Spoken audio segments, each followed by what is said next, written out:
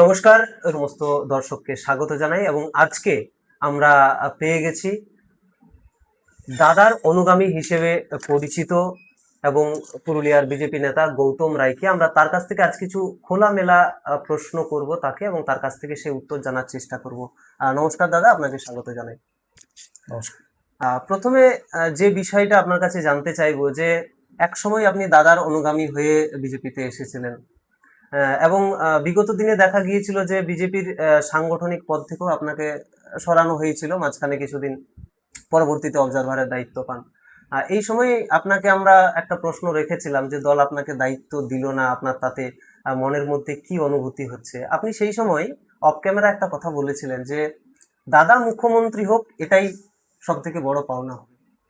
আজকে দাদা মুখ্যমন্ত্রীর চেয়ারে কি অনুভূতি হচ্ছে? অনুভূতিটা দেখুন, মনে হলো জীবনের সব কিছু পেয়ে গেছি। মানে একটা স্বপ্ন ছিল যে একদিন এই দুর্নীতিবাজ সরকার তৃণমূলকে হাঁটিয়ে আমাদের জননেতা মুখ্যমন্ত্রী হোক। এই স্বপ্ন একদম সার্থক হয়ে গেছে এবং আমি হয়তো এমএলএ হতে পারিনি, এমপি হতে পারিনি, কোনো মন্ত্রক পাইনি, কিন্তু তার থেকেও বেশি আমি যেটা পেয়েছি মানসিক একটা শান্তি, পরিতৃপ্তি, যে আমাদের জননেতা যাকে দেখে সব কিছু ত্যাগ করে দিয়ে চলে এসেছিলাম, একটা সরকারের দল, তার অনেক পাওয়ার ছিল, সব কিছু ত্যাগ করেছিলাম, অনেক থ্রেড, তৎকালীন পুলিশ প্রশাসন আমাকে অ্যারেস্ট করবে, বিভিন্ন কেস দেবে, এইসবও থ্রেড ছিল, ভয় ছিল। সেই সকল সেদিনে কিছু মনে করিনি। সেদিন শুধু একটা মানুষের মুখ চেয়ে সব কিছু ত্যাগ করে নিয়ে চলে এসেছিলাম, একটা সরকারি দল ত্যাগ করে। আজকে মনে হচ্ছে সেই স্বপ্ন সার্থক হয়ে গেছে এবং পৃথিবীর সব থেকে যদি কেউ খুশি হয় সেই ব্যক্তিটা হচ্ছে আমি, যে আমার প্রিয় নেতা, জননেতা, আজ বাংলার মুখ্যমন্ত্রী। এই দিনটা দেখার জন্যই ছিলাম। কোনো সময় আমি আক্ষেপ করে লিখেছি যে আর মৃত্যু হলেও আমার কোনো আক্ষেপ থাকবে না, কেননা আমি জীবনের যেটা সব থেকে বেশি চেয়েছিলাম সেই পাওয়াটা আমি পেয়ে গেছি। একদিকে শুভেন্দু অধিকারী মুখ্যমন্ত্রী হয়েছেন, পুরুলিয়াতেও তার বিভিন্ন ক্ষেত্রে বিজয় উৎসব পালন হচ্ছে। আমরা দেখেছি যে তারপর থেকেই আপনাকে এসে জেলার সাধারণ মানুষ অভ্যর্থনা জানাচ্ছেন, সংবর্ধনা জানাচ্ছেন। এই বিষয়টা কেমন লাগছে? এখন মানে অভ্যর্থনা জানানো উচিত সবাইকেই, যারা এই দলটা অনেক কষ্ট করে, অনেকগুলো জীবন গেছে। বলরামপুরে দেখেছেন, অনেকগুলো জীবনের বিনিময়ে আমরা এই স্বাধীনতা পেলাম। তো সবাইকেই সম্বর্ধনা নিশ্চয়ই জানানো উচিত, কিন্তু আমাদের ব্যাপারটা হলো আমরা একটা ভাবধারায় নিশ্চয়ই যুক্ত হয়েছি। আমরা দাদার ভক্ত এবং দেখবেন রামচন্দ্র থেকে হনুমানের পুজোটা বেশি হয়। তো সেই জায়গায় হয়তো মানুষ ভাবছেন, কিন্তু আমি মনে করি না যে আমি দাদার অত বড় ভক্ত এখনো হতে পেরেছি। আমি শুধু এইটুকু বলতে পারি যে দাদার জন্য সব কিছু ত্যাগ করা যায়, সব কিছুর জন্য দাদাকে ত্যাগ করা যায় না, এটা আমার বোধোদয় হয়েছে। সরকার গঠনের এই সবে কয়েকদিন মাত্র হয়েছে, তার মধ্যে মুখ্যমন্ত্রী যে সমস্ত পদক্ষেপগুলি নিয়েছে রাজ্যের উন্নয়নের স্বার্থে এবং দুর্নীতি মুক্ত সরকার গড়ার লক্ষ্যে, এই পদক্ষেপগুলো কে কিভাবে দেখছেন? না না, এটা তো সাধারণ মানুষও খুব ভালোভাবে নিয়েছেন যে 7 দিনের একটা সরকার বসেছেন, বসার পর থেকে এমন এমন তিনি স্টেপ নিয়েছেন, তো অনেকে বলছে মনে হচ্ছে যেন একটা সিনেমা দেখছি। বাস্তবিক 7 দিনের মধ্যে যে পরিবর্তন, একজন এইরকম নায়ক আজ বাংলার মুখ্যমন্ত্রী হয়েছে। আপনাকে আমি বলে রাখলাম, ভারতবর্ষের শ্রেষ্ঠ মুখ্যমন্ত্রীদের মধ্যে ইনি অন্যতম হবেন, মিলিয়ে নেবেন। আজ তো 8-10 দিন হয়েছে, আরো যত দিন যাবে। আজকেও একটা বড় ঘটনা হয়েছে, যিনি বলেছিলেন পুষ্পা ঝুঁকে গানেই, তিনি আজকে শুভেন্দুর চরণে ঝুঁকেছেন। তো আজকে এই বড় পাওনা, এইরকম অনেক চমক দেখতে পাবেন, যে এই মানুষটা কিন্তু টাকা রোজগারের জন্য মুখ্যমন্ত্রী হননি। এই মানুষটা পশ্চিমবঙ্গকে বিশ্বের মানচিত্রে তুলে ধরার জন্য মুখ্যমন্ত্রী হয়েছেন এবং বাংলা আবার জগৎ সভায় শ্রেষ্ঠ আসন লবে, স্বামী বিবেকানন্দের যে স্বপ্ন, সেই স্বপ্নকে সার্থক করবেন নরেন্দ্র মোদীজির আশীর্বাদে জননেতা শুভেন্দু অধিকারী। এবার একটু পিছনের গল্পে আসি। যখন আপনি ছাত্র রাজনীতিতে ছিলেন, বহু অত্যাচার সহ্য করতে হয়েছিল, আহ, আক্রান্ত হতে হয়েছিল বিভিন্ন সময়ে। তারপরে পরবর্তীকালে যখন বিজেপিতে আসেন তখনও নানা রকম ভাবে মানসিক বা রাজনৈতিক ভাবে হ্যাকেল হতে হয়েছিল। এই যে প্রথম দিককার আপনার কলেজ জীবনের যে রাজনৈতিক গল্প, যদি সেই দিনকার ঘটনা কিছু আমাদের দর্শকদের বলেন, যেহেতু আজকে একটা সাফল্যের দিনে দাঁড়িয়ে রয়েছে। দেখুন, এককালে ছাত্র জীবনে একটা স্বপ্ন ছিল যে 35 বছরের এই অপশাসন বামফ্রন্টে তাড়াতে হবে, মমতা বন্দ্যোপাধ্যায়কে মুখ্যমন্ত্রী করতে হবে। সেদিন কিছু ভাবিনি, জীবনকে উৎসর্গ করে দেওয়ার মতো।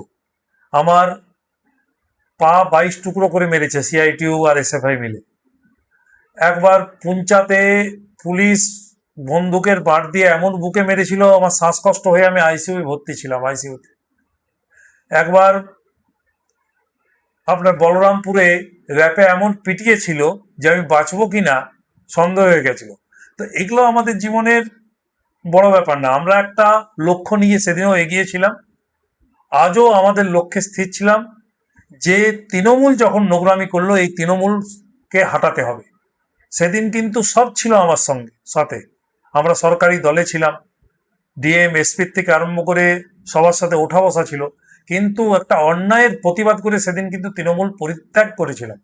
সেদিন দাদার অনুগামী হিসাবে বিজেপি তখনও আমাদেরকে নেয়নি, আমরা পথ চলা আরম্ভ করেছিলাম। আজকে সেই দাদা প্রতিষ্ঠা পেয়েছে, এটাই জীবনের সব কিছু পাওয়ার মতো আমাদের কাছে আনন্দের বিষয়।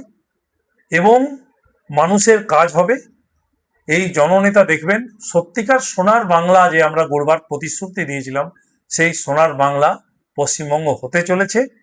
তার সাক্ষী থাকতে পেরে, যেমন রামচন্দ্র সেতু বন্ধ করেছিলেন রাবণকে বধ করার জন্য, তাতে একটা কাঠবিড়ালিরও ভূমিকা ছিল।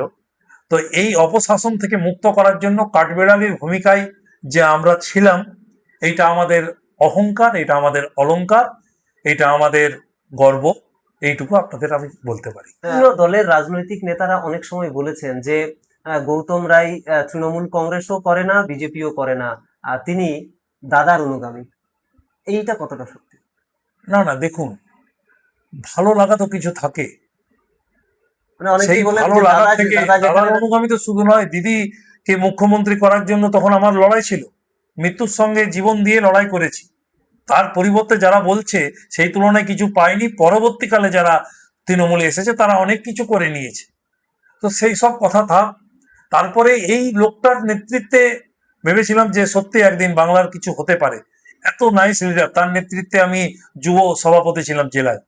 তো এইরকম একটা নেতাকে কোনোদিনও, মানে বললাম না যে সবকিছুর জন্য শুভেন্দু অধিকারীকে ত্যাগ করা যায় না। তো আমার অনেক কিছু প্রলোভন ছিল, অনেক সময় এসপি ডেকে পাঠিয়েছিলেন আমাকে যে আপনি কি নেবেন বলুন, অভিষেক বাবুর সাথে আপনাকে বসিয়ে দিচ্ছি, আপনি শুভেন্দু অধিকারীকে ছেড়ে দিন। সেদিন আমি শুভেন্দু অধিকারী ছেড়ে দিইনি আজকের দিনটার জন্য, যে আমার পাওয়াটা বড় পাওয়া নয়, যেদিন বাংলার মানুষ পাবে, সবার জন্য করবে এইরকম একটা নেতা, নাইস লিডার, তার জন্য সবকিছু ত্যাগ করেছিলাম। আজকে মনে হচ্ছে সেটা সার্থক হয়েছে। পুরুলিয়াবাসী সবাই জানে যে আপনি মুখ্যমন্ত্রী শুভেন্দু অধিকারীর একজন অত্যন্ত স্নেহধন্য। আহ, আগামী দিনে পুরুলিয়ার উন্নয়নের জন্য আপনার কি পরিকল্পনা থাকবে? আমাদের পুরুলিয়াবাসীকে প্রথমেই ধন্যবাদ জানাচ্ছি, আমার মাথা নত করে দাও হে তোমার চরণ ধুলার তরে। পুরুলিয়াবাসী এত ভোট দিয়েছেন, 9টাকে 9টায় আমাদেরকে জিতিয়েছেন, আমরা চির কৃতজ্ঞ, চির ঋণী। আমাদের যে এমএলএ দিকে জিতিয়েছেন পুরুলিয়াবাসী, আমরা পরবর্তীকালে এই ঋণ উন্নয়নের মাধ্যমে সেই পুরুলিয়াবাসীকে পরিশোধ করব। মানে অন্তরের অন্তঃস্থল থেকে হাত জোর করে কৃতজ্ঞতা জানাচ্ছি পুরুলিয়াবাসীকে, যে আপনারা যে ঋণে আমাদেরকে ঋণী করেছেন, আমরা আপনাদের সেই ঋণ পরিশোধ করব উন্নয়নের মাধ্যমে। এটা বলতে পারি। আমাদের এমএলএরা, আমাদের এমপি সাহেব, আমাদের দল, আমরা বদ্ধপরিকর, পুরুলিয়াকে আমরা সাজিয়ে দেব। এবং পুরুলিয়ার যে পরিকল্পনা সরকার, আমাদের এমএলএ, আমাদের দল নেবে, তার সঙ্গেই আমরা থাকব। এবং একটা পুরুলিয়ায় মানে নতুন কিছু হয়ে যাবে, 5 বছর পর পুরুলিয়াকে আর চিনতে পারবেন না, একটা নতুন পুরুলিয়া আমরা জনগণকে উপহার দেব, যে ঋণের ঋণী তারা আমাদেরকে করেছেন, আমরা সেই ঋণ উন্নয়নের মাধ্যমে পরিশোধ করব, এইটুকু কথা দিতে পারি। প্রশ্নে আসছি, এই সরকার গঠনের কয়েকদিন হয়েছে, তার মধ্যেই যেটা দেখা যাচ্ছে যে দুর্নীতিগ্রস্ত যে বিভিন্ন নেতারা রয়েছে তাদের বিরুদ্ধে ইতিমধ্যেই অ্যাকশন শুরু হয়ে গেছে। আহ, বিভিন্ন তৃণমূল কংগ্রেসের একাধিক নেতা ইতিমধ্যেই গ্রেপ্তারও হয়েছেন। আহ, এর ফলে আগামী দিনে এই দুর্নীতি মুক্ত বিষয়টা কতটা এগোবে? দেখুন, আমাদের দল বা আমাদের মুখ্যমন্ত্রী একটাই কথা বলেছেন, আর আমাদের প্রধানমন্ত্রীও বলেন, না খাউঙ্গা না খানে দুঙ্গা। যারা যারা জনগণের টাকা লুট করেছে, চুরি করেছে, তোলাবাজি করেছে, তাদের জায়গা জেলেই হবে, তাদেরকে আমরা দল কোনোভাবেই নেব না। অনেক নেতারা টাকা নিয়েছেন। আমি জানি মানবাজারের এক নেতা টাকা ফেরত দিতেও আরম্ভ করেছেন জনগণের ঠেলায়। যেদিনেই হেরে গেছেন তার পরের দিন থেকে ফোন করে, বাবু চলে আসো, তোমার কিছু টাকা দিচ্ছি, এরকম বলে একজন নেতার টাকা ফেরত দিতে আরম্ভ করেছেন। ঠিক আছে, ফেরত দিন। একজনেরও টাকা যদি আপনি রেখেছেন আপনার পকেটে, জনগণের আদালতে হতে হবে বন্দী, চলবে না কোনো ফন্দি, আপনাকে জেল খাটতেই হবে। জনগণের টাকা যারা লুট করেছেন সেই সকল নেতাদিককে বিজেপি নেবে না। বিজেপিকে মানুষ আশীর্বাদ করেছেন শুধু এই দুর্নীতিগ্রস্ত সরকারকে হাঁটানোর জন্য আমাদেরকে আশীর্বাদ করেছেন। আপনাদেরকে দরকার নেই, চোদ্দিককে দরকার নেই। যারা যারা চুরি করেছেন পঞ্চায়েতে, পঞ্চায়েত সমিতিতে, জেলা পরিষদে, তাদেরকে জেলে যেতেই হবে, যেতেই হবে, যেতেই হবে। এইটাই আমাদের সরকারের নীতি এবং আমরাও সরকারের পাশে সর্বদাই আছি। গৌতম রায়ের সঙ্গে কথা বললাম বিভিন্ন বিষয় নিয়ে, এবং আগামী দিনে অবশ্যই আমরা চেষ্টা করব আরো বিভিন্ন বিষয় নিয়ে তার সঙ্গে আলোচনা করার, তার বিষয়ে জানার। সবাইকে ধন্যবাদ। নমস্কার। নমস্কার।